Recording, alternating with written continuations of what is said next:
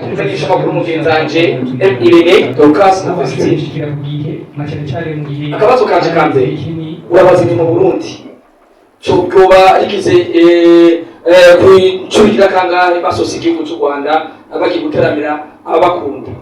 Akani kabazo gakurikira ndakabaza nyakubahwa muvugishwa w'Imana Modeste, muriko murashiramo amafaranga menshi mu baririmbyi kazi cyangwa abaririmbyi batandukanye haba abo ngaha mu gihugu cyangwa abo hanze.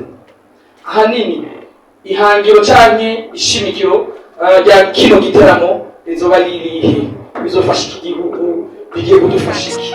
Murakoze.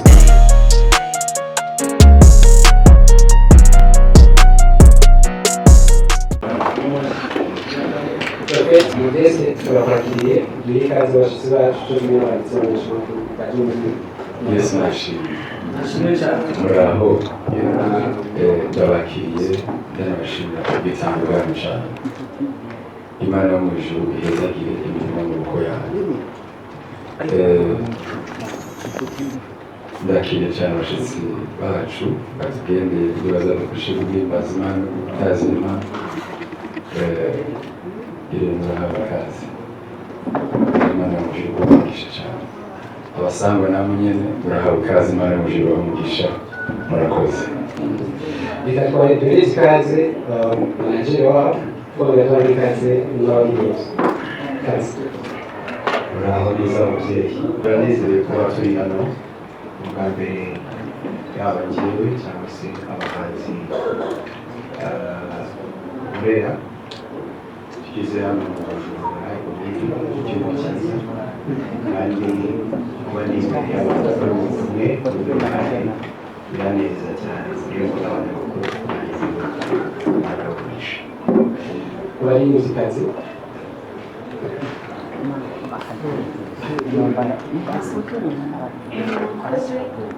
twishimira turi hano kuba twateye intambwe tukaza gusangira namwe ijambo ry'Imana.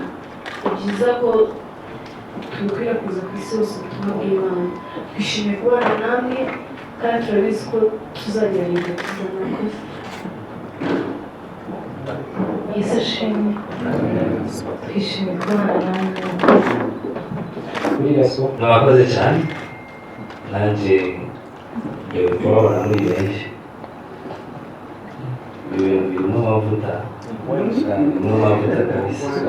Yego, turabona na Kansisi ku ruhande rwawe. Yego, ndabaramukije cyane, namamazi ko kwitaba kabo bari bahizagiye. Umubazo baba bariko barakwafunira mu gitaramo harimo umuririmvyikazi w'umurundi. Ndashimira ndakiriye cyane aho usanga ingabire yo guhimbaza Imana. Ndabanezerewe cyane kandi n'ubundi bwe neza twiteze kubona Kristo nshimye kanaheza cyane. Murakoze cyane. Nitwa Landry promoter mutananirwa meya w'umuji ngiye nakiye abashitsi. Akabazo kanje nagomba gukerekeza kumvanyisha amakuru mugenzanje Irene. Turazi neza yuko umwe mu bantu bashyigikiye impano mu gihugu cy'u Rwanda. Uyu munsi ufise abaririmbyi babice bigacika hirya n'ino bivanye mu bikorwa by'Imana twama twumva DORCAS na VESTINE. Akabazo kanje kanze urabaza ni mu Burundi cyo bwoba rigize kuicurira kangahe basosi igihugu cy'u Rwanda abaki guteramira abakunda. Akani kabazo gakurikira ndakabaza nyakubahwa muvugishwa w'Imana Modeste, muriko murashiramo amafaranga menshi mu baririmbyi kazi cyangwa abaririmbyi batandukanye haba abo ngaha mu gihugu cyangwa abo hanze. Ahanini ihangiro canke ishimikiro rya kino giteramo rizoba ririhe, bizofasha iki gihugu, bigiye kudufasha iki? Murakoze. hano mu Burundi ni igihugu cyiza, kandi ibyo dukunda tunafite n'intumbero ni uko ahantu bakunda Kristo, ahantu bakunda Imana tugomba kuza kubatangira. ntabwo turi ntabwo ari kompetisiyo oya hari abantu ntaho bakunda indirimbo babisabye kuva kera batandukanye tugerageza kubikora ngo turebe ko byakunda bigenda byanga kubera ko tuba dushaka ko bikorwa mu buryo bukwiye ko bikorwamo bwiza iri byagiye byanga si uko twangaga nkana ni uko twabonaga ko nyine imitegurire turi kujyana n'ibyo dushaka kugira ngo dukore ibikorwa dukunda gukora abakurikira no mu gihugu tuvamo mu Rwanda naho ibitaramo dukora ntabwo byinshi si uko twanga gutaramira nubwo twifuza gukora ibintu byiza akenshi bivuze ngo niba twaje hano tuje gukora ibintu byiza icyo ni icya mbere icya kabiri ukunda Kristo aho ava akagera akunda kumuhimbaza rero DORCAS na VESTINE ni abantu mwamenye mubamenyeye kure imbaraga zatumye mubamenya rero nazo zabazanye kugira ngo bahindure imitima y'abantu nta yindi misiyo ituzanye hano murakoze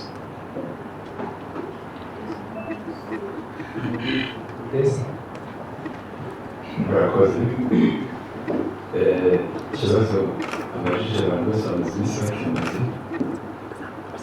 cyane cyane abakora benshi mu gisata cy'ubumenyeshamakuru igituma duhagurutse dukora kino kintu kubera ko dushaka ko reka mvuge ya mvugo musanzwe mwumva show z'abakizwa nazo ziba sagasishwa muri umwaka waragiye guhera tutabonye concert ihimbaza Imana mu gihugu nini yari gusimbuza rero gospel na Kimbere iri mu byo yiyemeje gukora n'abo turi kumwe ubu turi kumwe twaje turavuga ni gute umuziki uhimbaza Imana indirimbo uhimbaza Imana tukuzigarukira turavuga ati reka uko amezi abiri cyangwa atatu twahaciye dukore dutumire umuntu abantu bose bakunda biyumvamo kugira dushabure MI Entertainment si kubera ko ari jewe n'abiteguye cyangwa ubundi muntu twaricaye turavuga ngo uyu muntu nk'ubu twubona atandemaze kudufasha guhimbaza Imana gutaza Imana ikindi kibazo bacamubaza mbega guhamagara abanyamahanga gusa oya bizovana namwe uwo mwifuza uwo abenegihugu bifuza kufuza Imana n'ubujiji bakumisha cyane tereme iravuga Christ Mission Glory Concert ni misiyo yatumye Yesu aza mu isi kandi n'igihe cya Noheli turashaka yuko abantu bamenya icyatumye Yesu aza mu isi icyatumye Imana irubika Kristo aza hagati mu isi aricyo Landry yabivuze nta kindi kintu gihari turashaka ubutumwa bwiza bw'umuntu kandi nta yindi kariyeri muzi atari kuvuga ubutumwa Imana y'umujyi w'umugisha hamwe n'ababajije abiyezikazi DORCAS na VESTINE yakoze nubwo yari yabivuze ntabwo ari kompetisiyo umuntu w'Imana nta nubwo bafite kuko ntabwo tugiye gukoreshwa tubishoboye muri Kristo y'Imana Kiriko amazina yitwa kandi DORCAS ishimwe VESTINE biteguriye kino giteramo nivyo si competition mugabo muri mwebwe murafise umutima wo kumva mushaka hari ikintu gishasha mushaka gukora ni gute mwiteguye guteramira abarundi muri rusange ntabwo tuzi gukora ibintu bibi wumvishe ishobora indirimbo ya mbere yabo kugeza kuri uyu munsi urazizi zikere rero abazikurikira hano benshi cyane barazi bivuze ngo ntabwo twiyemera ariko turashobora byose kandi twizera izi ngibyo uzabona ibyo twifuza hama ikindi ntariko ntagira ndamwishyurire Irene ariko twese turamaze gufata ingendo bityo biragoye cyane gufata urugendo n'ubwo rwaba ari urw'iminota 10 gushike wisanzura mu gihugu utari bwinjiremo na rimwe deja kibanza kugucanga natwigiye tuja mu Rwanda rya mbere byaraducanze hariho byinshi numva umenga bazava babishora bamaze kumara n'iminsi 2 mwariye ku biryo mwaganirije abantu sibyo kugira ngo nyine mwumve kavaye ubu ntacyo barabona haheze isaha imwe bashyitse nta kinini barabona yego birasubire reka nishyurire donc hari ikintu kimwe buriya kijya kigorana iyo umuntu ashaka kuvumba ibintu uhabwe n'ubundi donc c'est bien ni byiza kandi abantu beza nababonye ikintu nari bukwepe kuvuga cyangwa se mutari buvuze kuvuga ni uko hari rosho twavuye tukiba kineye kujya tugera hano sindi kuvuga mwebwe n'amakuru kumwebwe muri abahanga cyane muzi ibintu byinshi ariko mufite abaturage beza cyane franchement abanyagihugu beza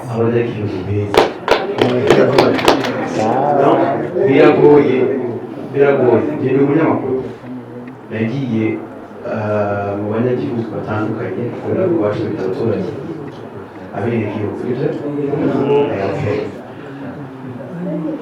nkora ama interview menshi kuko namwe kubikora so mfite kapasite yo kureba umuntu nkamenya icyo ahabwa ukaganirizwa n'imyemerere bivuze ko mufite abantu benshi bakunda ijambo ry'Imana kuva twava ku kibuga cy'indege kugeza hano amavido nyarama yafashe abantu baramutsaga VESTINE DORCAS bababwiraga ngo yisaba umugisha kugeza no kubasinzi donc mwibaza umuntu ufite abantu baryoshye nyine si abantu wabyumva tu mujye mushima Imana cyane kubera ko buriya nimba hari ikintu cyiza kuririmbira cyangwa se kubwiriza kubwira umuntu usanzwe afite ibintu muri we biroroha uwavuze ngo kugira ngo bagere vibe ngo bisaba ko banareba indirimbo z'abarundi ikababwira mucekinge platform zanjye nagiye posting amafoto menshi y'abantu bahangaha bari kuri indirimbo za DORCAS bivuze ngo iyo bigeze muri gospel nta murya indirimbo ye turirimba indirimbo twahawe n'Imana amen simple izo baririmba zose wayikunda utayikunda hari uwo yafashije hari umuntu ugiye kwiyahura yumva nahawe ijambo arabyihorera kuki umwihoreye se utamuririmba indirimbo utanayikunda niyo mpamvu twaje usi